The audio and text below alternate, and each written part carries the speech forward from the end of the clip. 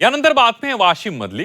तुकाराम मुंढे यांनी अन्न आणि औषध प्रशासनाच्या आयुक्तपदाची सूत्र हाती घेतल्यापासून भेसळखोरांचे धाबे दणाणलेले आहेत। राज्यभरात एफडीएच्या धडक कारवाया सुरू आहेत। वाशिम शहरासह जिल्ह्यामध्ये कालपासून अनेक पानटपऱ्या, खाद्यपदार्थ विक्रेते आणि काही व्यावसायिक आस्थापना अचानक बंद असल्याचं चित्र पाहायला मिळालंय।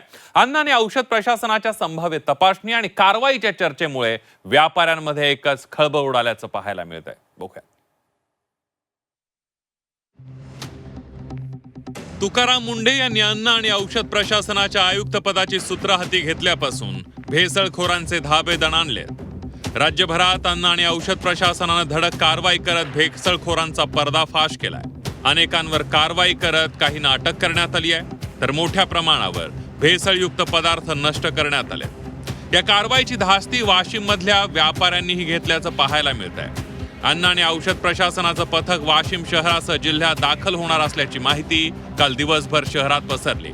या चर्चेनंतर अनेक पानटपरी चालक, हॉटेल व्यावसायिक, मेडिकल दुकानदार आणि खाद्यपदार्थ विक्रेत्यांनी घाईघाईनं आपली दुकानं बंद केल्याचं दिसून आलं।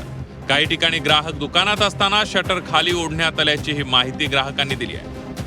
राज्यामध्ये अन्न व औषध प्रशासनाच्या विभागाच्या वतीनं धडक कारवाई सुरू केलेली आहे। राज्यामध्ये जे भेसळखोर आहेत त्यांच्यावरती हे कारवाई सुरू आहे। एकंदरीतच या कारवाईचा दस्ता घेत वाशिम मध्ये सुद्धा अनेक आस्थापना आहेत ती बंद ठेवण्यात आलेली आहे।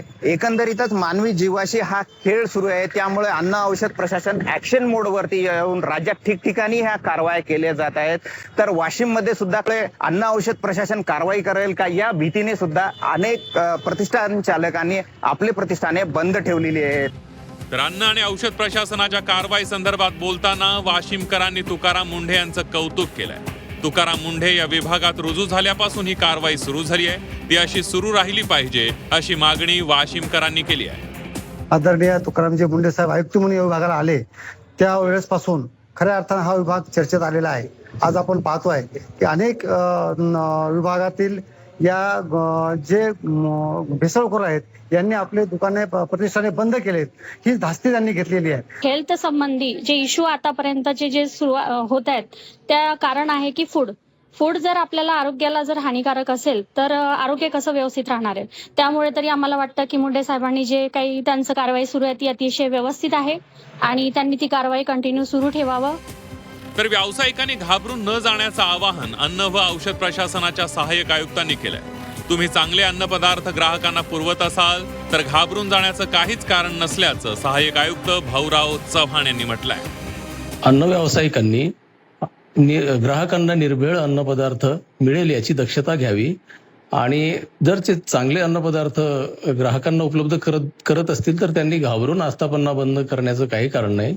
जर जाणून बुजून काही भेसळयुक्त अन्नपदार्थ किंवा कमी प्रतीचे अन्नपदार्थ ग्राहकांना देत असतील तर त्यांच्या विरुद्ध आम्ही कारवाई नक्कीच करणार। तर दुसरीकडे तुकाराम मुंढे हे नांदेडमध्ये येणार असल्याची अफवा पसरली आणि या अफवेमुळे नांदेड शहरातील सर्व पानटपरी चालक यांनी आपली दुकानं बंद करून पसार झाले। तुकाराम मुंढे यांनी पदभार स्वीकारल्यानंतर गुटखा बनवणारा, वाहतूक करणारा आणि विक्री करणाऱ्या सर्वांवर मकोका कायद्याअंतर्गत कारवाई करण्याचा इशारा मुंढेंनी दिलाय। त्यामुळे त्याची धास्ती पानटपरी चालकांनी घेतली आहे।